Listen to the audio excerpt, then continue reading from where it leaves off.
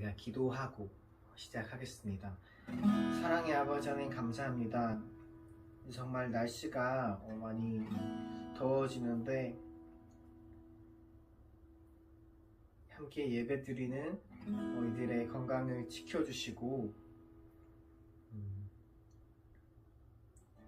또 주님과 동행하며 이 무더운 여름을 잘 보낼 수 있게 도와주세요.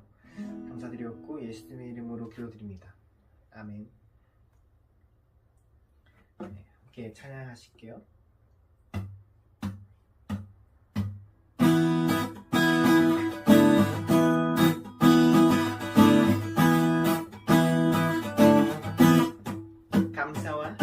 감사와 찬양 드리며 주 앞에 나가세 크고 광대하신 주 이름 그의 성소에서 주를 찬양해 나팔 소리로 찬양하며 비파와 수그로 호흡이 있는 모든 자마다 온 마음 다해 주를 높이세 주의 선하심 인자하심이 주의 선하심과 인자하심이 영원하시도다 주의 선하심 인자하심이 주의 선하심과 인자하심이 영원하시도다 주의 선하심과 인자하심이 영원하시도다 예수 하나님 독생자 만유의 창조주 모두 다 그 앞에 나가 목소리 높여 주를 찬양해 나팔 소리로 찬양하며 비파와 수금으로 호흡이 있는 모든 자마다 온 마음 다해 주를 높이세 주의 선하심 인자하심이 주의 선하심과 인자하심이 영원하시도다 주의 선하심 인자하심이 주의 선하심과 인자하심이 영원하시도다 주의 선하심과 인자하심이 영원하시도다 주의 선하심 주의 선하심 인자하심이 주의 선하심과 인자하심이 영원하시도다 아멘 주의 선하심 인자하심이 주의 선하심과 인자하심이 영원하시도다 주의 선하심과 인자하심이 영원하시도다 아멘. 주님과 주님의 선하심과 인자하심을 우리 삶을 통해 또 찬양하길 원합니다. 다음 곡 찬양하실게요.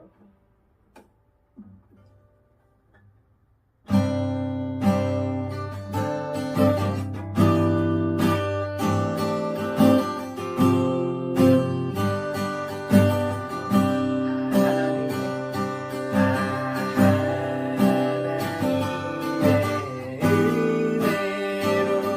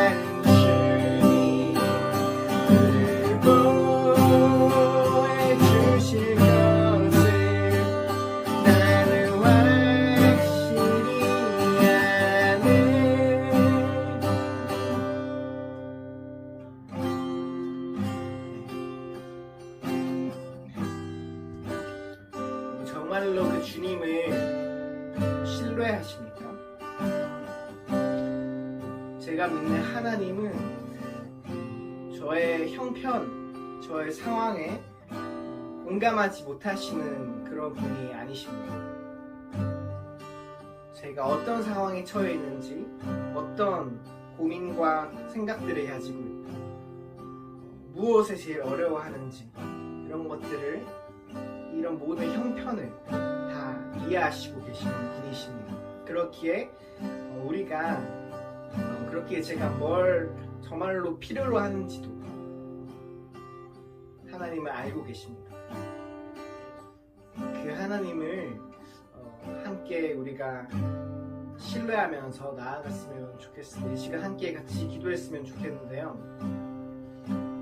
우리 모든 그 생각과 마음과 상황들을 아시는 주님께 그 주님을 신뢰하면서 우리의 생각들을 주님께 올려드리면서 나아갈 수 있게 되고, 예배를 위해서도 함께 같이 기도하셨으면 좋겠습니다. 기도드리겠습니다.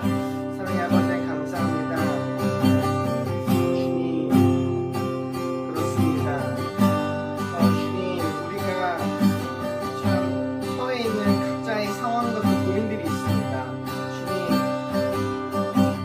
주님, 제가 처해 있는 그 모든 생각들을 주님은 아십니다.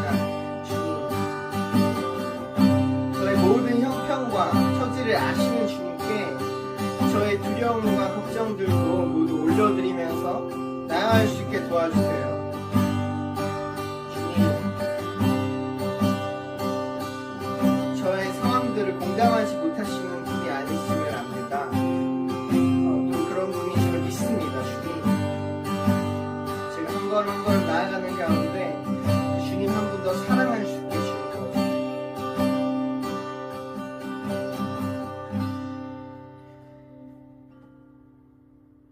사랑의 아버지 하나님 감사합니다. 또 이렇게 주님을 예배할 수 있게 해주심에 감사드립니다. 예배할 수 있는 것이 정말 하나님의 자녀된 우리들의 특권인 줄을 믿습니다. 우리 삶이 그 하나님을 높이 올려드리는 삶 되게 하여 주시고,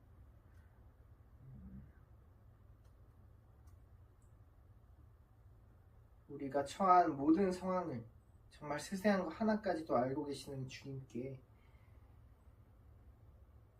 우리 신뢰를 올려드리며 한 걸음씩 나아갈 수 있게 도와주세요. 감사드렸고 예수님의 이름으로 기도드립니다. 아멘. 같이 사도신경으로 우리 신앙을 고백하겠습니다. 나는 전능하신 아버지 하나님, 천지의 창조주를 믿습니다. 나는 그의 유일하신 아들, 우리 주 예수 그리스도를 믿습니다. 그는 성령으로 잉태되어 동정녀 마리아에게서 나시고 본디오 빌라도에게 고난을 받아 십자가에 못 박혀 죽으시고 장사된 지 사흘 만에 죽은 자 가운데서 다시 살아나셨으며 하늘에 오르시어 전능하신 아버지 하나님 우편에 앉아 계시다가 거기로부터 살아있는 자와 죽은 자를 심판하러 오십니다. 나는 성령을 믿으며 거룩한 공교회와 성도의 교제와 죄를 용서받는 것과 몸의 부활과 영생을 믿습니다. 함께 기도하시겠습니다. 하나님 아버지 은혜를 감사합니다. 7월도 벌써 이제 말로 가고 있습니다. 비가 오고 장마로 인하여 여러 가지로 좀 날씨가 궂은 가운데 있습니다. 그러나 아버지 하나님, 한 해 동안 묵혀있던 모든 이 토종물들이 이 장마로 비로 인하여 다 시겨지는 것처럼 우리 아버지 이 깊게 묵어있던 우리 쌓여있던 우리의 더러운 것들이 다 씻겨나가는 그런 계절되게 하여 주시옵소서. 정치, 경제, 사회문화, 나라가 어려운 가운데 있습니다. 아버지 하나님, 우리가 정말 자유시장 경제, 아주 자유민주주의 시장 경제, 기독교 국론에 세워진 이 나라가 아버지 하나님 올바로 갈 수 있도록 하나님 인도해 주십시오. 언제나 아버지 우리가 정말 세계 만방에 복음을 전하는 귀한 나라가 될 수 있도록 우리 함께 기도하게 해 주시옵소서.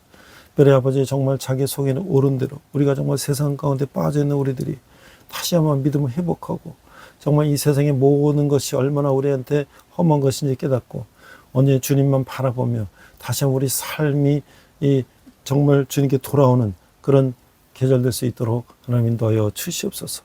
오늘도 신정과 진정으로 예배하게 하시며 말씀으로 오늘 받아 세상 가운데 승리하는 저희들 되게 하여 주시옵소서. 감사드리며 예수님 이름으로 기도했습니다. 아멘. 백목사의 시사브리핑. 이번 시간은 김교신 선생님에 대해서 알아보도록 하겠습니다. 제가 고려대학교 사범대학 교육학과를 79년에 들어갔는데요. 교육 철학을 강의하셨던 김종환 교수님은 독일 튜빙겐 대학에서 교육 철학 전공하시고 고려대학교 교육학과 교육 철학 강의를 하셨는데요. 김교신 선생님에 대해서 얘기를 해주셨어요. 저는 초중고등학교 동안 김교신 선생님에 대해서는 들어본 적이 없었는데 참 스승으로서의 김교신 선생님을 말씀하셨어요. 그 후에 제가 기회될 마다 김교신 선생님에 대한 책을 보고 또 알아보고 했는데요. 오늘은 위키백과에 나온 내용을 중심으로 해서 간단하게 우리가 김교신 선생님 참 스승에 대해서 한번 알아보고자 합니다. 김교신 선생님은 누구보다 조국을 사랑한 사람이었습니다. 그리스도를 만난 조선의 선비로서 선생님은 조선에 무엇이 필요한지를 정확하게 알았고요. 선생님은 1901년 함경남도 함흥에서 태어나서 유학자의 꿈을 안고 20살에 일본 동경고등사범학교로 유학을 떠나셨어요. 근데 일본에서 우연히 기독교의 복음을 들었고 스스로 묵상하며 그리스도인이 되셨어요. 1919년에 일본으로 건너가셔서 도쿄 세이소쿠 영어학교에 입학했는데 1922년에는 도쿄 고등사범학교 영문과에 입학했는데 나중에 지리 박물과로 이제 전과하셨어요. 그래서 1927년에 졸업을 하셨고요. 그 당시 도쿄 유학 당시에 일본의 군국주의에 반대하고 성서 중심의 무교주의를 주장하던 기독교 사상가 우츠무라 간조 선생님의 사상에 깊은 영향을 받았다고 합니다. 이 우츠무라 간조 선생님은 일본의 전쟁과 식민지 등 일본 제국주의 자체를 맹비난하여 반대해왔다는 것이에요. 저도 이제 몰랐을 때는 우츠무라 간조 선생님의 무교주의라는 것이 좀 이단성 있는 거 아닌가 이런 생각을 했는데요. 실제로 그 우츠무라 간조 선생님은 교회 타락성에 대해서 염려하며 신앙의 순수성을 강조하는 의미에서 이제 어떤 무교주의지 어떤 다른 어떤 뭐 이단성이나 이런 건 아닌 거로 공부하면서 알게 됐어요. 그 김교 선생님은 이제 그 당시에 유학생으로서 송두용, 유석동, 양인성, 정상원, 함석헌, 우리가 함석헌 선생님 잘 알고 있죠. 이분들과 함께 조선 성서 연구회를 조직해서 조선을 성서 위에서 세우기 위한 무교주의 운동을 시작하였어요. 그래서 이 김교신이 생각하는 기독교는 교회라는 조직과 그 속에서 유지되어 온 형식이 아닌 예수와 성서에 세우신 조선을 위한 기독교, 곧 선교사들의 사상적 지배에서 벗어난 한국인의 어렵다는 기독교 사상을 생각하고 실천하는 기독교다. 상당히 그 기독교의 순수성, 우리 자주성 이런 것들을 강조했던 거라고 생각이 들어요. 자, 김 교수님은 이제 귀국하셔서 양정고등학교, 경기고등학교, 송도고등학교에서 지리학, 박물학 교사라서 기숙학생들을 지도하고 물레산의 모임 등을 통한 민족정신 고취와 전인교육에 열정하셨다. 헌신하셨다. 유달령, 윤석종, 송기정, 구본슬 등 많은 제자들이 김교신 선생님에게서 깊은 감화를 받았다. 이 타고난 체력이 천하장사와 같이 강건했으며 그의 고든 성격과 날카로운 외모로 인해 양칼이라는 별명을 가졌으나 수업이나 생활 속에서 자주 눈물을 흘릴 정도로 따뜻한 품성을 지녔다. 제가 여기서 송기정 마라톤 선수 송기정 선수의 그림을 사진을 올렸냐면요. 김교수 선생님이 양종고등학교에서 송기정 선수의 마라톤 코치를 하셨다 그래요. 일본의 유학 시절에 김교수 선생님은 마라톤 선수로도 뛰셨어요. 이 송기정 선수의 그 증언에 의하면 올림픽 선수 선발전이 이제 동경에서 열렸을 때 김교신 선생님이 앞에서 나를 인도해 주시면 나는 1등할 수 있겠습니다. 선생님이 나를 앞에서 인도해 주십시오. 해가지고 김교신 선생님이 이제 성기정 선수의 앞에서 뛰는 거를 이렇게 인도하셨다는 거예요. 그 정도로 이제 송기정 선수는 김교신 선생님의 정신적으로 많은 의지를 하며 운동을 해서 결국은 벨링 올림픽의 세계 신기록으로 마라톤 우승을 하게 됐던 것이죠. 자, 유학에서 돌아와서 이제 1927년에 성서 조선을 창간하셨는데 이 일제 식민 통치를 비판하고 조선의 부활을 노래했다는 이유로서 이제 폐간을 당하게 됐어요. 근데 그동안 15년 동안 선생님은 직접 혼자서 잡지를 다 만드시고 또 원고도 쓰시고 교정하시고 배달하시고 수금까지 하셨어요. 그야말로 혼자서 이 팔리지도 않는 성서조선이라는 이 잡지를 정말 학교에서 수업하고 남는 시간은 전부 여기에 투자했다는 거죠. 그 일화도 있어요. 학교에서 무슨 이제 수업 끝나고 무슨 행사가 있다고 다 모이라 그러는데 선생님은 이거 이제 성서조선 배달하고 막 바쁘니까 가야 된다고. 그리고 남들 가냐니까 나는 내가 할 일을 해야 된다고 그래서 막 그것 때문에도 이제 학교하고 막 다툼이었을 정도로 이제 그 본인이 하고자 하는 일과 필요 없는 그 학교 행사에 내가 참여할 필요 없다라는 그런 고든 모습을 보여주셨던 것이죠. 그래서 이제 이 잡지를 가지고 서점에 가면 뭐 이런 걸 왜 가져왔냐, 팔리지도 않는 걸 하면서도 그걸 그렇게 고생하면서 이 잡지를 발간하고 판매하고 했다는 것이죠. 그다음 이제 이것이 이제 총독부 검열에서 걸려가지고 폐간 위기를 수차례 넘겼는데 1942년 권도원문에서 조와 얼어 죽은 개구리를 애도한다는 뜻으로 이제 여기서 이제 이 피라 사건을 위해서 1년의 옥고를 치르고 성서조선은 폐간을 당하게 되었다는 거죠. 그 김교 선생님은 이 성서조선의 그 얼어 죽은 개구리 그 전에도 이 조선 총독부의 감시하에서 돼지는 이 군국주의 국가들을 말하고요. 북쪽 아이는 나치 독립의 침략을 당한 덴마크, 노르웨이, 네덜란드, 벨기에와 서쪽어른 폴란드를 이걸 찢는 미친 저먼 세퍼드, 이건 독일계 이 사냥개죠. 이 나치 독일, 이 미치기 시작한 불독, 무솔리니, 이탈리아죠. 정권 치하의 이탈리아 등을 빗댄 우화를 통해서 이 제국주의자들을 비판하기도 했다는 것이죠. 자, 1년간 옥고를 치른 후에 고향 근처 흥남 질소 비료 공장에서 노동자들과 생활했는데 일본이 물러가면 공장을 이어받아야 한다는 그런 이유로 이 노동자가 함께 일했다는 거예요. 근데 그때 선생님은 1945년 봄에 발진 티푸스에 감염된 노동자를 돌보다가 그만 병을 얻어서 돌아가셨다고 해요. 이 김교신 선생님이 남기신 그 일기라든지 성서조선 이런 것들은 해방 직후에 부족했던 한국어 교육의 교본으로 사용될 정도로 뛰어났으며 그 속에 당의 김교신의 투철한 교육 철학과 교육 현장의 생생한 이야기들은 후배 교사들에게 많은 영향을 끼쳤다고 해요. 저도 교육학과를 졸업하고 대학에서 학생들 가르치고 또 교회에서 이제 가르치는 일을 하고 있는데 정말 우리 일제강점기에 이 어려운 상황 속에서도 우리 민족을 위해서 또 우리 신앙을 위해서 수고하시고 헌신하신 우리 김교신 선생님이야말로 오늘 우리가 참 스승이 아닌가. 그때 돌아가신 김정환 교수님께서 참 스승 김교신 선생님을 얘기하신 지가 벌써 40년이 넘었는데 오늘 제가 생각해도 이런 스승이 또 다시 있었을까, 계실까 라는 생각이 드는 때입니다. 이상 백목사의 시사브리핑이었습니다. 네, 오늘은 솔로몬 네 번째 시간으로서 사랑 이야기, 아가서, 부제는 김교신 선생님이라는 제목으로 말씀을 나누고자 합니다.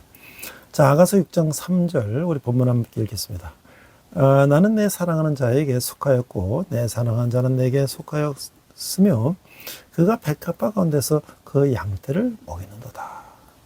자, 우리가 이제 아가서를 어떻게 읽을 것인가?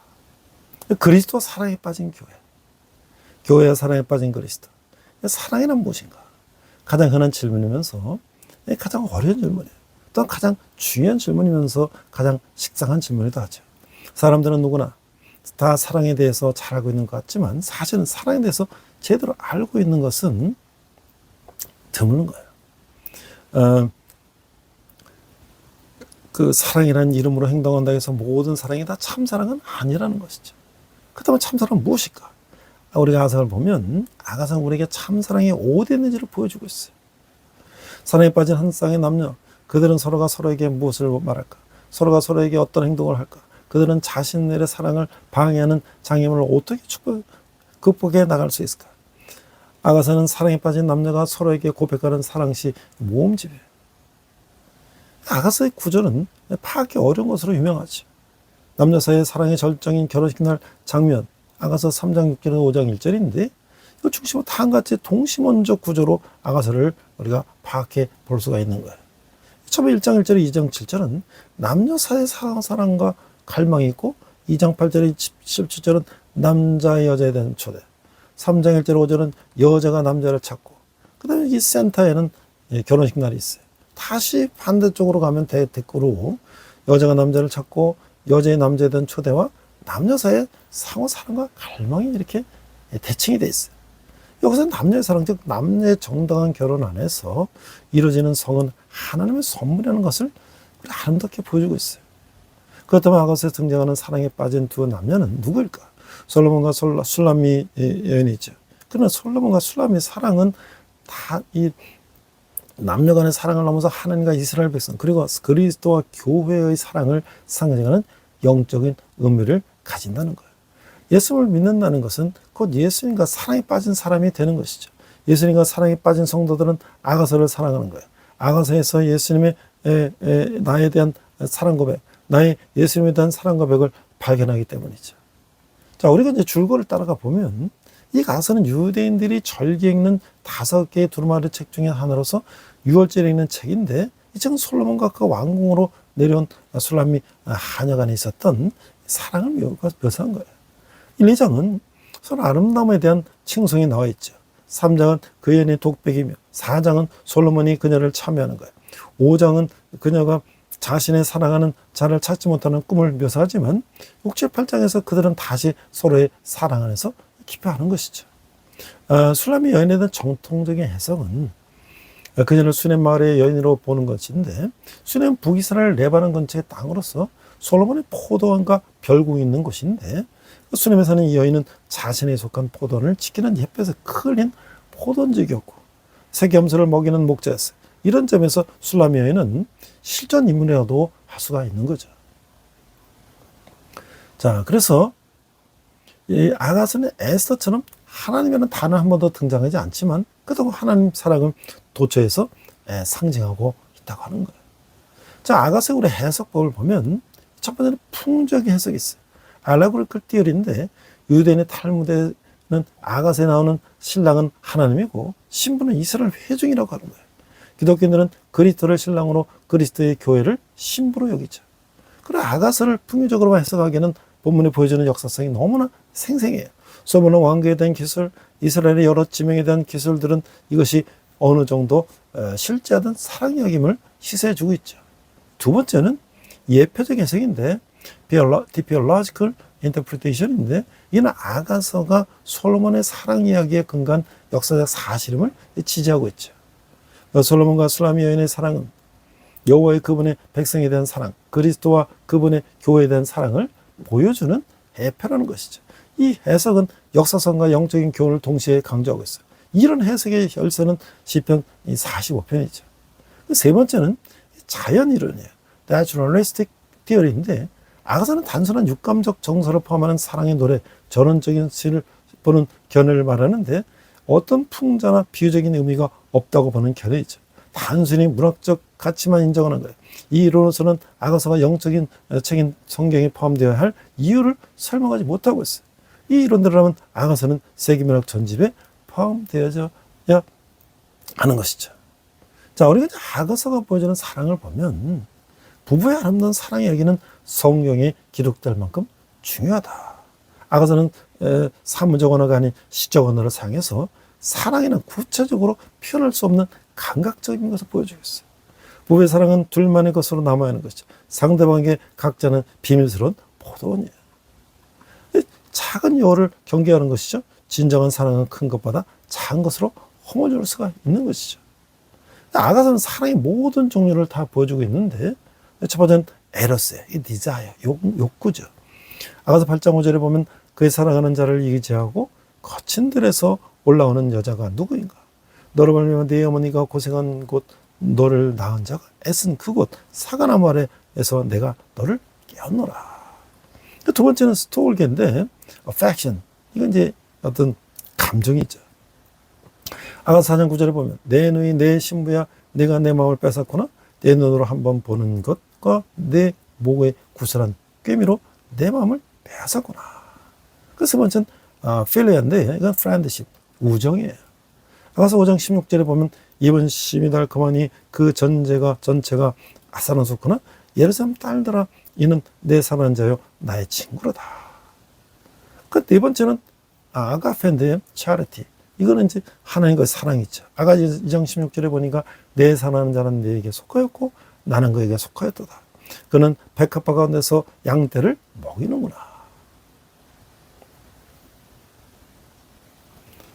그 등을 말하는 거야. 그래서 1, 2, 3의 사랑은 주고받는 give and take, 인간의 사랑의 본질을 보여주는데, 네 번째 경우는 주기만 하는 give only, 하나님의 사랑의 본질을 말하는 것이죠. 그렇다고 마가페의 사랑, 하나님만이 하는 사랑이 아니라 모든 자비적 사랑은 아가페의 사랑이라는 거예요. 자, 우리가 이제 아가서의 문화적 시각을 살펴보면 인간의 자도치에 빠지고 감각적인 쾌락이 최고의 선으로 여겨지는 그런 세상에서 아가서는 성경의 신앙을 접할 수 있는 계기를 제공한다는 거예요. 비록 오늘 풍토가 인간의 성을 감각적인 면 이상의 것으로 생각할 수 없게 하지만 고대 히브리 사상은 인간 품성의 감각적인 면을 단지 쾌감을 위한 것이 아니라 선한 것으로 여겼으며 또 하나님을 알 수 있도록 암시된, 그래서 변명할 수 없게 하는 그런 것으로 보았다는 거죠. 저 인간이 남자와 여자로 창조된 것은 사람에게 있는 하나님 형상의 중요한 요소를 구성한다는 거예요. 이것은 그의 통일성이 궁극적으로 그의 복합성을 통해 이해되는 하나님의 상호 교통의 성품에 대한 영원한 유형적 표식이었다. 남녀라는 이중성을 통해서 하나님은 인간에게 신적 통일성을 가르치고자 하셨던 것이다. 아가서에서는 남성에 대한 여성의 기본적인 헌신, 창세기 2장 23절, 여성에 대한 남성의 헌신, 창세기 2장 24절, 그리고 그들의 누리는 상호의 유전적 관계가 그 저변에 깔려 있고, 글쎄 고대 히브리 사상은 인간의 성을 하나님과 동떨어진 별개의 것으로는 생각할 수가 없었다는 거죠. 이것은 곧 인간을 하나님에게 의존하지 않고 스스로 지어진 피조물로 생각할 수 없는 것 같은 이치. 현대사회가 인간을 하나의 생물학적인 존재로, 그리고 그 심리적 성품을 오직 이 현상적인 세상과의 관계에서만 파악할 수 있다고 믿는 것은 인간의 고도화된 지성에 대한 증거가 아니라 오히려 그 영적 무지에 대한 증거인 것이라는 거죠.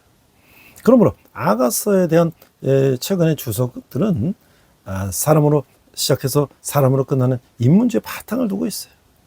이 인문주의는 아가서에 대한 하나님의 세속으로서 바로 우리 시대에 대한 추석 혹은 그 이상의 것이기도 한 것이죠. 물론 주석가가 자신의 시대적 배경을 완전히 떨쳐볼 수는 없겠지만 주석을 하려면 이런 요소가 있음을 인식하고 인간으로서 할 수 있는 한 최선을 다해서 그것으로 최소화의 본문 속에서 성령의 음성이 명확히 들려올 수 있도록 해야 된다는 거예요. 그렇게 하기 위해서 기본적인 방법 중 하나는 저자와 그 문헌의 주요 인물들의 심리를 그 문헌 자체에 따라서, 그리고 그 당시 역사적 고고학적 기록에 따라서 재구성하는 것이다. 이 작업에는 항상 과감하게 위험을 무릅쓰는 용기가 있어야 한다는 거예요. 그 위험 요소는 일반적으로 의사소통 과정에 포함되는데, 의사소통을 한다는 것은 잘못 이해할 수도 있고 위험성을 감수하는 것이고, 또 잘못 이해했다는 것은 다음 단계의 의사소통을 필요하게 하는 것인데, 이런 과정이 계속되면서 원래 메시지를 더욱 분명하게 이해할 수 있을 것이라고 기대하는 것이죠.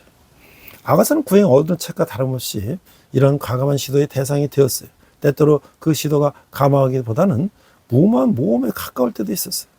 이 책이 어려우면 어려운 만큼 그 해석도 그만큼 천차만별이라는 것을 알 수가 있는 것이죠. 그러나 그 성과의 정도가 다양한 여러 시도들을 통해서 우리는 많은 것들을 배우게 되는 거예요. 심지어 가장 이상한 해석이라 하더라도 아가사가 하는 것이 분명하다면 그래도 우리는 이는 무엇인가를 가르쳐준 것이다 라고 생각할 수가 있는 것이죠. 자, 우리가 리더의 온전한 삶을 한번 돌아보면 히브리서는 혼인이 이렇게 말했어요. 모든 사람은 결혼해서 귀히 여기고 침소를 더럽지 않게 하라. 음행하는 자들과 간음한 자들을 하나님이 심판하시리라. 자, 어떤 사람들은 불륜에 빠진 리더도 여전히 조직을 훌륭히 잘 이끌 수 있다고 주장하였어요. 그 두 가지가 서로 영향을 미치지 않는다는 것이, 증인들 앞에서 하나님께 한 서약을 깨뜨리고 아내와 자식들을 속이며 사랑하는 이들의 신의를 고의로 저버린 자가 자기 조직원을 정직하게 대하리라고 어떻게 보장할 수 있을까?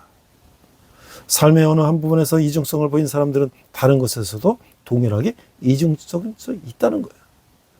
리더 전문가의 조사에 의하면 유수한 회사의 성공한 최고 경영자 CEO 60여 명 거의 전부가 첫 번째 결혼을 유지하고 있다는 것이죠. 신뢰와 충절을 중시한 이들은 기업에서 물론 부부관계에서도 흠이 없는 온전한 삶을 살고 있다는 거예요. 그럼 그리스도의 신부된 영적 리더에게는 말할 나위도 없는 것이죠. 아가서 4장 7절에 보면 나의 사랑 너는 어여쁘고 아무 의미 없구나. 아가서 5장 2절에 보니까 내가 잘지라도 마음은 깨었는데 나의 사랑하는 자의 소리가 들리는구나. 문을 두드려 이르기를 나의 누이 나의 사랑 나의 비둘기 나의 완전한 자야 문을 열어 타오. 내 머리에는 이슬이 내 볼때는 밤이슬이 가득했다 하는구나. 그 온전한 리더에게 확실한 권위가 수반되는 거예요. 온전함이 없는 리더도 좋은 사업을 추진할 수 있지만 사람들의 충성은 얻지 못하는 것이죠. 타당성 있는 사업도 자기 삶의 흠 때문에 훼손되기 때문인 것이죠. 물론 훌륭한 리더십이 온전함만으로 보장되는 것은 아니죠. 리더는 능력도 있어야 하고, 하지만 다른 사람들이 아직 리더처럼 확실한 비전을 보지 못하고 있을 경우 리더의 온전함은 좋은 영향을 끼치는 것이죠. 이 온전함은 저절로 우연히 생기지 않는 거예요. 그것은 리더가 의식적으로 개발하는 것이죠. 리더가 개발할 성품 중 하나는 온전함이라고 하는 거예요. 우리가 이제 연합과 사랑과 하나됨을 살펴보면 술람미 여인은 사랑하는 사람에게 자신을 항상 지니고 다니는 도장같이 팔에 두라고 했어요. 8장 6절에 보니까 너는 나를 도장같이 마음에 품고 도장같이 팔에 두라. 사랑은 주음같이 강하고 질투는 소울같이 찬인하며 불기같이 일어나니 그 기세가 여호와의 불과 같으니. 당시 지위가 높은 사람들은 자기 소유임을 나타낼 때 쓰는 인장반지를 항상 가지고 다녔어요.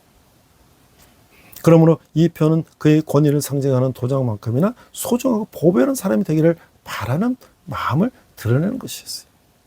더 나아가서 그녀는 사랑하는 이에 대한 자신의 사랑이 피할 수도 거역할 수도 없는 죽음같이 강한 것이라고 말했어요. 술람미 여인의 이런 고백을 죽을지언정 예수님을 버리지 않았던 순교자들이 마음을 떠올리게 하는 거예요. 아가서는 남녀 간의 사랑을 영적인 사랑으로 승화시켜서 영적인 사랑의 아름다움과 영광을 생생하게 묘사하고 있는 거예요. 이 아가서를 통해서 우리는 왜곡된 현대 결혼과 사랑과 성을 거부하고 아름답고 참되고 거룩한 하나님의 결혼관과 사랑과 성에 대한 가치를 발견하게 될 것이에요. 또한 남녀 간의 연민과 연합과 사랑과 하나됨이 있는 것처럼 하나님을 사랑하는 사람도 그런 연민과 연합과 사랑과 하나됨이 있지 않는 거예요. 저는 오늘 이 아가서를 생각하면서 이 김교신 선생이라는 분을 생각했어요. 김교신의 성서조선과 민족운동, 기독교 신앙의 바탕을 둔 나라 사랑, 조선을 성서에 세우라. 자, 이 김교신 선생님은 이 우리가 손기정 마라톤 선수와 떼놓을 수 없는 그런 관계에 있어요. 1936년 베를린 올림픽 마라톤에서 우승한 손기정이 시상대회에서 치밀한 표정으로 고개 숙이고 찍은 유명한 사진 한 장이 있죠. 올림픽 우승 당시 24살이었던 손기정은 양정고등부통학교 재학생이었어요. 그 늦은 나이에 양정고부에 입학한 그는 평안북도 신의 출신의 고학생이었어요. 자신의 가슴에 붙은 일장기를 부끄러워했던 당대 최고의 조선인 마라톤에게는 이후로도 평생 잊을 수 없는 스승이 있었는데 그게 바로 김교신이었다는 거예요. 1901년에 태어나서 1940년 해방되기 전에 돌아가셨죠. 그런데 손기정은 김교신을 다 한같이 여겼어요. 그냥 바라만 보고 있어도, 아니 선생님이 계시다는 생각만 하고 있어도 무엇이 저절로 배워지는 것 같은 분이셨다. 그 손기정이 비범하셨던 스승님이라는 것을 책에서 말씀하고 있어요. 김교신은 양정고보에서 그의 교사생활 중 가장 긴 12년을 근무했고 여러 제자를 길러냈어요.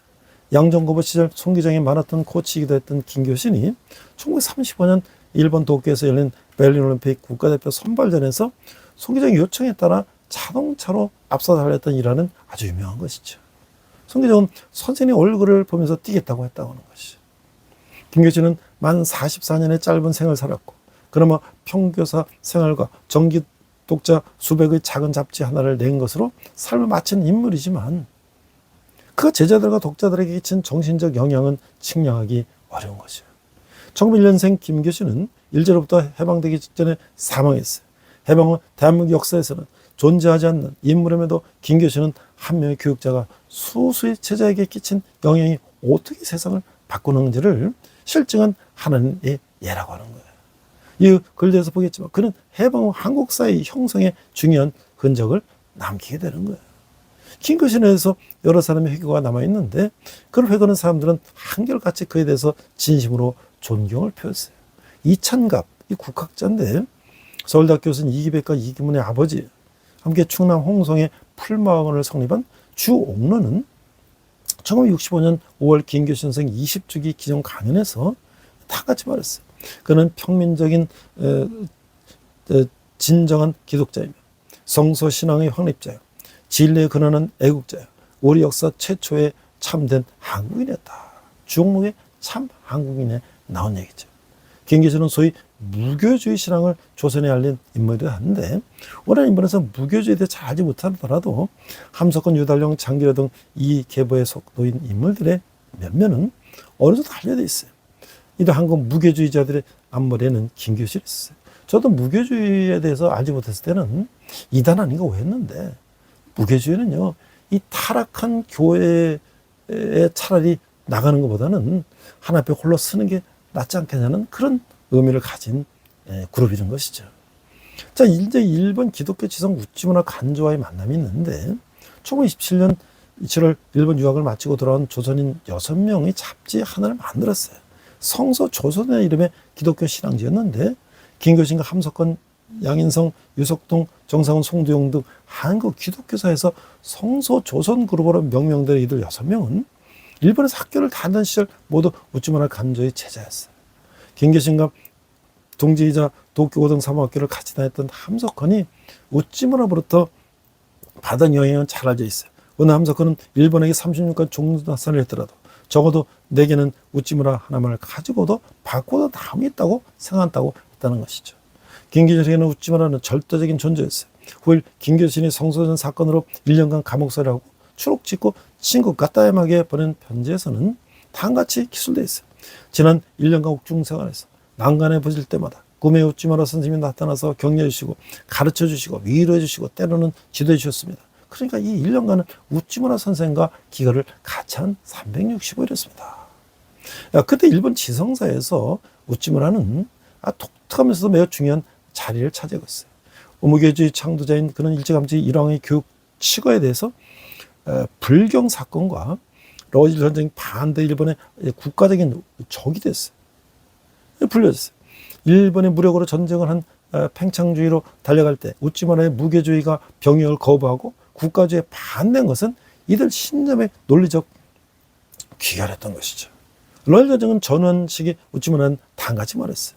나는 러일 전쟁을 하지 말자는 비개전론자다. 일뿐 아니라 전쟁 절대 폐지론자다. 전쟁을 강도에 이기다. 러시아가 만주를 뺐으면 일본이 위태롭다고 말하는 사람이 있다. 그러나 20세기는 오늘날 중국이 중요 도덕을 국민에게 강요하는 것 그 자체가 일본의 존재를 가장 위태롭게 하는 것이다. 자, 이렇게 독립운동하는 놈들보다 더한 최악질이라고 이제 불렸는데, 그런데 우찌무라의 배경에는 기독교 정신주의적 자국에 대한 애정이 공존하고 있었어요. 김교신과 함석헌이 자신의 문화에 있던 시절 우찌무라는 이렇게 말했어요. 나에게는 애국심이 있다고 생각한다. 나는 청년 시절에 늘 외국 친구들에게 말하기를 나에게는 사랑하는 두 개의 J가 있다. 하나는 Jesus J이고 다른 하나는 Japan J라고 했다는 거예요. 어느 쪽을 더 사랑하는가? 나로서도 모르겠다. 내가 일본을 사랑하는 사랑을 보통 이 나라에서 볼 수 있는 애국의 사랑은 아니다. 나의 애국심은 군국주의로 나타나지 않는다. 우찌무라 간조의 나의 애국심에 관하여 해서 나오는 이야기예요. 김교신과 함석헌이 성소조선을 짚어내온 것도 이 지점에 있을 것이 우찌무라의 재팬이 식민지 제자들에게 와서 조선이 된 것이죠. 과거 오랫동안 중교 구호교육과서에 수록되어 있던 김교신의 짧은 글 한 편이 있었는데, 김교신이 개성 송도고등학교에서 교편을 잡던 시기에 송악산 골짜기 기도터에서 새벽 기도할 때 에피소드를 기록한 성서조선 1942년 3월호 권돈에서 조와 이 개구리를 이제 애도함이라는 이 글이 있는데, 혹독한 추위로 개구리들이 얼어 죽는 일을 묘사한 글로 마지막 부분은 이렇게 돼 있어요. 혹한의 작은 담수 밑바닥까지 얼어서 이 참사가 생긴 모양이다. 얼어 죽은 개구리 시체를 매장하여 주고 보니 언뜻 밑바닥에 아직 2마리 기어다닌다. 아, 전멸한 면에 나오다. 자, 이거는 1942년 성소조선 사건이 발생했는데, 이 글 때문에 정리족자 전원이 검거됐고, 김교신, 함석헌, 유달령 등 13인은 서울 서대문 형무소에서 꼬박 1년간 옥고를 치렀어요. 물론 성조선도 폐간됐죠. 어느 일본의 형사로부터 독립하는 놈들보다 더한 취약질들이라는 소리를 들었어요. 성소년 그룹은 한국 기독교 정신주의의 가장 비타입적 지점에 서 있었죠. 이들은 기독교 신앙의 바탕을 두고 자신의 삶 전체를 민족으로 헌신하려 했어요. 우찌무라의 무교주의를 철저히 신봉했던 까닭에 제도권 기독교와 끊임없이 갈등했고, 정기독자라 300명에 불과했지만 이들은 소위 정이라고 할 만했어요. 성조선의 정기 구독자는 신청한다고 해서 모두 될 수 있는 게 아니었어요. 김교신에게 편지로 구독사회를 써보내 허락을 받아야 했어요. 성소조선은 기독교 정통신앙에 가까웠음에도 끊임없이 이단 논쟁에 휘말렸는데, 이들은 신앙 공동체 자체가 교회이며 예배당도 필요 없고 성직도 필요 없다고 했어요. 성서를 통해서 신자가 직접 신과 교통한다는 루터의 만인제사장론을 비타협적으로 신봉했어요. 김실이 다음과 같은 것에서 이들의 생각을 알 수가 있는 것이죠. 무교주의로 자임하는 이는 동정을 구하거나 혹은 자기 과장을 위하여 무교론을 열렬히 변론하고자 하는 이들이 있으나, 우리도 예수 믿는 사람이지 결코 무교를 신봉하는 자가 아니다. 교회 조직의 필요를 논하는 이가 있을 때 그 헛된 생각을 임을 우리가 지적할 뿐이요, 교회에만 구원이 있다고 고집하는 이를 만날 때 교회 밖에도 구원이 있다고 프로테스트 할 뿐이다. 김교신의 나의 기독교에 있는 이야기예요. 김교신은 말해요. 우리가 누구보다도 무교라는 문자를 즐겨하지 않는다는 거예요. 무교주의자라는 말은 건드리지만 않으면 아주 무난한 존재자이다. 그러므로 제발 우리를 건드리지 말라. 그렇지만 제도권 교회에서는 이들을 극도로 기피했어요. 성소조선지의 겉장만 보고도 폭탄처럼 두려워하는 교직자들이 적지 않았으며, 유달령의 김교신과 조선 책에 나오는 이야기예요. 교인들에게 성소조선을 소개한 목사가 이단으로 몰리고 성소조선 독자라는 이름만으로 교회에서 쫓겨났어요. 제도권 기독교에서 무교주의자들을 기피하는데 전혀 근거가 없었던 건 아니죠. 기본적으로 무교주의자들은 내세에 관심이 없었어요. 김교신은 사후 구원 문제는 신학교 선생님들에게나 물어보라며, 자신은 오로지 오늘을 어떻게 싸울까? 이 순간 내가 주 그리스도를 믿고 있는가? 이것이 현재의 나를 삼켜버린다. 요컨대 오늘의 전투, 지금 발사하는 탄환을 적중시키려는 조준의 나의 심신을 직결시켜야 한다고 했던 것이죠. 지극히 비타협적이고 정신주의적이면서도 기본적으로 내세가 아니라 현실에 초점을 둔다는 것. 이 현실은 조선민족이 처한 현실이었어요. 널리 깊게 조선을 연구하여 영원한 새로운 조선을 성서 위에 세우라. 그러므로 조선을 성서 위에, 이게 바로 김교신의 성서 조선의 해라는 에서 나온 이야기예요. 자, 근데 김교신은 노동자의 아버지가 됐어요. 그는 직접 몸 움직여 노동하는 것을 중요하게 생겼어요. 실제로 김교신 자체가 엄청난 체력의 소유자였어요. 양정고보 교사 시절엔 마포에 있던 학교와 정릉집 사이를 매일 자전거로 출퇴근했다고 했어요. 정릉 시내가에 돈을 주어 직접 자신의 소재 건물을 지었고, 교사 생활이나 성소전 편집과 별도로 밭을 경작하고 과수했어요. 하나님을 사랑하고 민족을 사랑하고 흙을 사랑했어요. 그것이 교신의 신조였다는 거죠. 나요리 군의지의 김교신의 신앙과 저항에서 나온 얘기예요. 1940년 성소전 사건으로 1년간 복역한 김교신은 결국 더는 교사 생활과 성소전 발간이 불가능해지자 고향 근처인 한경도 흥남으로 가서 공장에 취업했어요. 흥남 질서비료 공장, 일본 해군 궁수공장 노동자들의 후생관계 업무였어요. 당시 공장에는 약 5,000명의 이제 조선인이 지용돼서 열악한 환경에서 비인간적인 대우를 받으며 일하고 있었어요. 근로가 직원이 된 김교신은 후생 노무 의료 주택 등 조선인 노동자들의 노동 환경과 생활 환경 개선에 진력을 다했어요. 성수는 구수의 행십이었던 노평구를 불러 교육 업무를 맡기고 수원고등 농림학교 출신 제자 유달령을 불러서 농장을 관리케 해서 채소를 노무자들에게 공급했고, 이 시기 김교신을 지켜보던 의사 박준선은 1940년 3월 30일 일기에 다음과 같이 썼어요. 조선인들은 김계장을 호주로 가장으로 믿고 살아간다. 이 박춘서의 병상기에 나오는 이야기예요. 강철 같은 김교신조차 가로를 이기지 못했어요. 그 4월 18일 하필 자신의 생일에 화병한 김교신은 일주일 만에 숨을 거뒀어요. 해방되기 불과 서너 달 전이었어요. 자신이 꿈꾸던 조선을 김교신은 끝내보지 못했어요. 그렇지만 10대 중반 나이에 그의 학생이 돼 김교신이 사망할 때까지 따랐던 제자 한 사람이 한참 시간이 흐른 후 스승이 꿈꾸던 것을 현실로 만들기 위해 매우 큰 스케일의 시도를 하게 되는데, 그게 바로 유달령이었다는 거예요.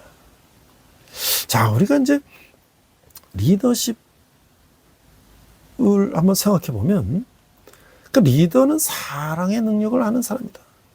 사랑은 내어주는 힘이며 주고 또 주면서 또 더 주고 베풀게 만드는 힘인데, 사랑은 상대방의 좋은 것을 볼 뿐만 아니라 상대방으로부터 최고의 것을 끄집어내는 힘이다.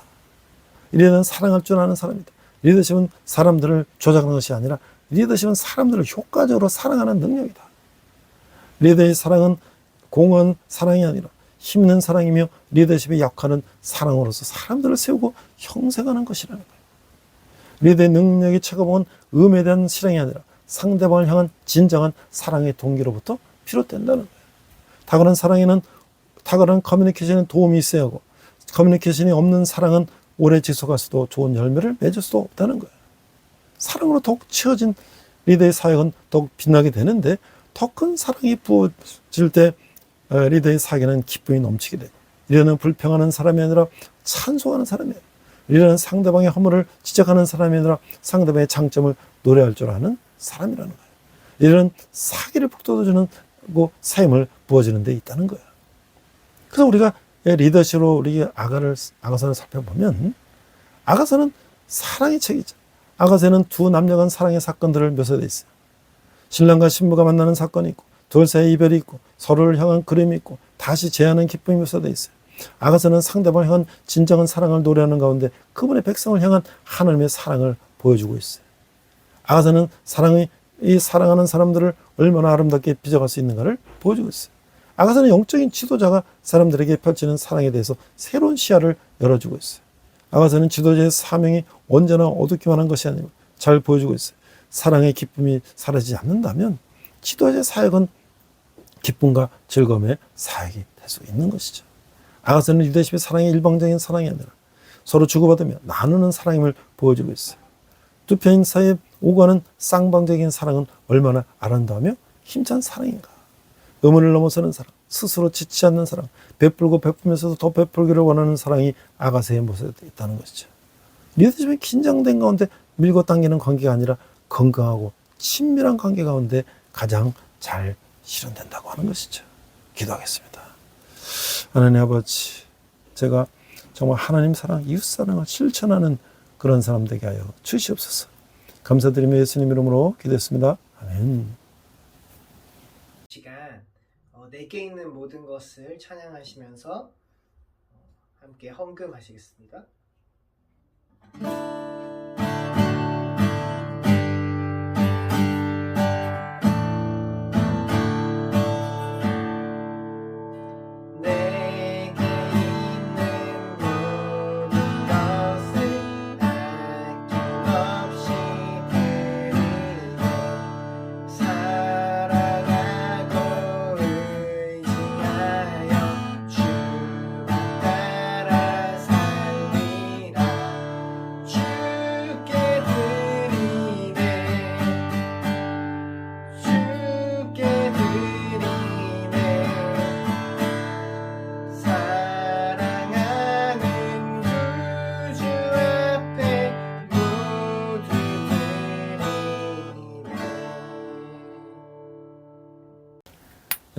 벌써 7월도 이제 마지막 주가 됐습니다.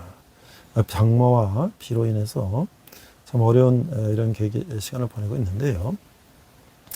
그럼에도 우리가 다시 믿음으로 돌아가야 됩니다. 태풍이 불면 모든 퇴적물들이 다 씻겨나가는 것처럼 우리가 이 단비를 가지며 우리 신앙이 회복됐으면 좋겠습니다.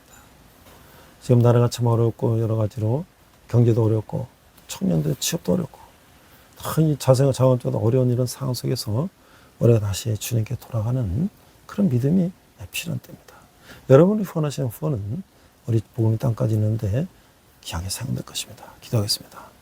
하나님 아버지, 은혜 감사해서 적은 예물을 주님께 드렸습니다. 이 물을 쓰는 것마다 주님 영광이 나타나게 하시고 별의 땅 끝까지 복음으로 전하게 하는데 기억에 사용되게 하여 주시옵소서. 지금은 우리 주 예수 그리스도의 은혜와 하나님 아버지의 극진하신 사랑과 성령님의 가운데 역사하시며 우리 이 시간 선한 능력으로 함께 찬양하시면서 결단의 시간 갖겠습니다.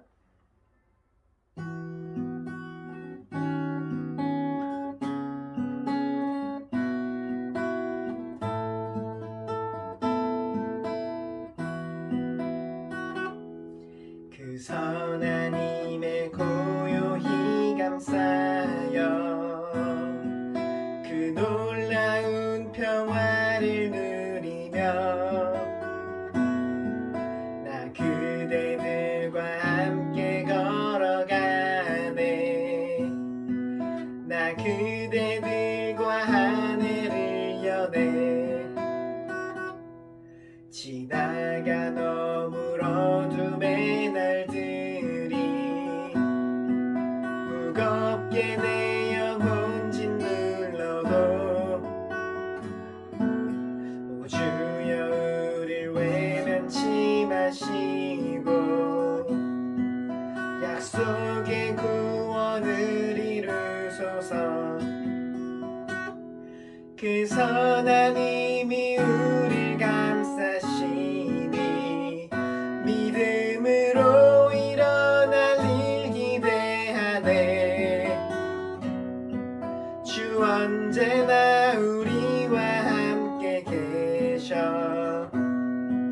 하루 또 하루가 늘 새로워. 주께서 밝히신 작은 촛불이 어둠을 헤치고 타오르네. 그 빛에 우리 모두 하나 되어 온 누리에 비추게 하소서. 그 선한 힘이 우릴 감싸시니 믿음으로 일어날 일 기대하네. 주 언제나 우리와 함께 계셔. 하루 또 하루가 늘 새로워. 이 고요함이 깊이 번져갈 때 저 가슴 벅찬 노래 들리네. 다시 하나가 되게 이끄소서. 당신의 빛이 빛나는 이 밤 그 선한 힘이 우릴 감싸시니 믿음으로 일어날 일 기대하네. 주 언제나 우리와 함께 계셔. 하루 또 하루가 늘 새로워. 그 선한 힘이 우릴 감싸시니 믿음으로 일어날 일 기대하네. 주 언제나 우리와 함께 계셔. 하루 또 하루가 늘 새로워. 주님과 동행하시는 복된 한 주 되시길 축복합니다.